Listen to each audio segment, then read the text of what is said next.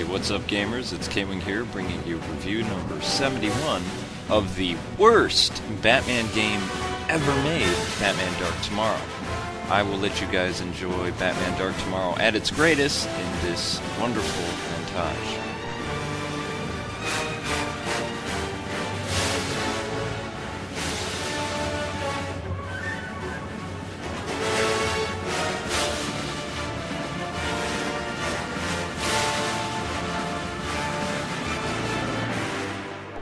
Alright, in the next 10 minutes I will tell you all how terrible this game really is. Story for this game. Commissioner Gordon contacts Batman, then briefs the Dark Knight on a gang war between Scarface and Black Mask in Gotham Square.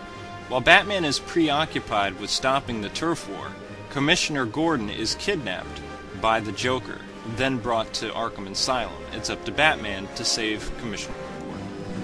Concept for this game. Okay, Dark Tomorrow is all about using stealth and hiding in the shadows and sneaking around.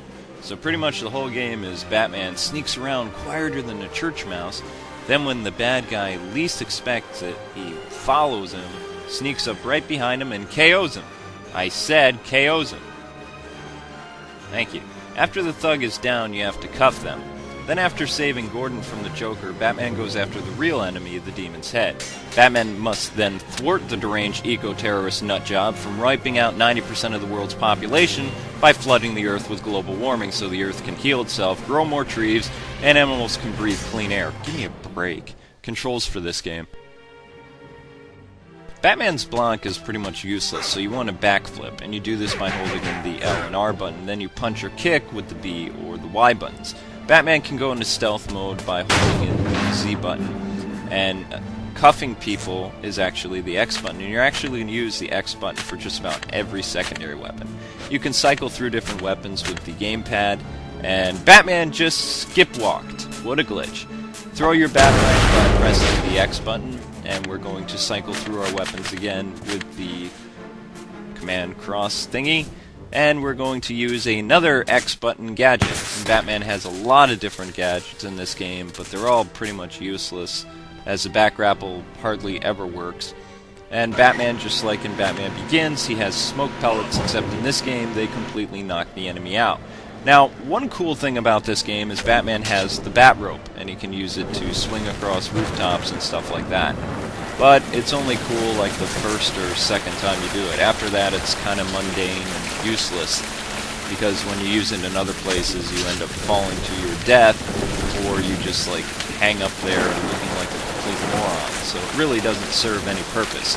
And the back grapple, what's interesting about that, as I said before, you can only use it in certain locations, so it's pointless. Designed for this game. Alrighty. I will say this about Batman Dark Tomorrow. It is a very dark and gritty game that captures the comic book Batman perfectly. So the Batman from the 80s, 90s, and 2000s. It was very dark, and this game is an extension of the comic book. In fact, the game is supposed to be the comic book Batman, but it kind of fell through the cracks, big time. Actually, more like jumped through the cracks, but we'll get onto that later. The environments and the worlds in Batman, again, they're very dark, they're very detailed, and it's a very pretty game to look at. But what makes this game even more impressive in the visual department is how the Dark Knight looks himself. Never in a game has Batman looked as cool as he does in Batman Dark Tomorrow. Except maybe Batman Begins, the Batman character model is pretty cool, but what makes this game so amazing in the design element is Batman's cape itself is alive. It has different animations, it moves, it flows, and that's really awesome. Not to mention the cutscenes in this game are some of the best CGI Batman ever. So just watch and enjoy for a second or two. Make sure none of them are in need of immediate Ra's al Ghul. See what I mean? It's definitely the comic book Batman, and it looks really, really cool. At least the cutscenes do. The game itself is Alrighty, time for the history. Well, Batman Dark Tomorrow was first unveiled at E3 2001 to be in development for the Nintendo GameCube. The game was originally going to have awesome AI, great combat, and an open-ended Gotham City that Batman could interact with. Batman would be able to use all kinds of really cool gadgets, and the story was to be written by acclaimed DC Comics writers and the writer behind Final Fantasy III and VI. This game also had so much potential, and players like myself couldn't wait to get their hands on it. This was supposed to be the Batman game. The game's music was to be composed by the Royal Philharmonic and to use cutting-edge CGI technology to make the game. Batman would also be able to interact with anything in the city, like in Spider-Man 2. You'd also be able to patrol Gotham in both the Batmobile, Batplane, and the Batboat. So how in the world did we get a pile of crap for a game? Well, the game was stuck in development for 4 years, and maybe it's because September 11th, I'm not sure. But Microsoft wanted to release the game, and they said they were going to make needed changes to make the game better. They also wanted to add Robin, Nightwing, and Batgirl, and they wanted to improve the faulty combat system. Yeah, right. Me, I would rather play Batman Beyond, Return of the Joker, and that game's horrible. Bad aspect. Okay, everything I just said was kind of the appetizer for the whole bad aspect. Something that really made this game more annoying than it was supposed to be was the horrible hang gliding scenes. I mean, this level is filled with so many glitches and holy crap moments, I didn't do that, or how in the world did Batman hit that, it didn't even exist, like right there. This game has even more terrible things beyond that, like right here. Not only do you have to stealth walk all the time, but the back grapple is completely useless, and the controls are so pitiful that Batman can't even jump over a fence. You have to line yourself up identical with the fence in order to jump over it. But that's still the icing on the cake. What really makes this game horrible is the camera control itself. Here I'm supposed to sneak up behind a bunch of enemies and knock them out and then cuff them, right? Well, I go into first person mode to see where I'm going, and the bad guy spots me, yet when I go back into third person view, I can't see where I'm going, the camera zooms away from me, and I'm getting my butt kicked by a bunch of dorks wearing masks. This is absolutely pitiful. And the camera still doesn't show me where I'm going. So then as I'm being shot to Swiss cheese, I can't even jump over the fence! I mean, how stupid is that? But what makes this game even worse than the camera angle is the actual combat system itself. Since the block is pretty much useless, Batman will get beat up by gutter trash. Gutter trash. Thugs who aren't even in the class with the Joker or any of the other rogues gallery, they're able to beat Batman up like he's just some kid on a playground.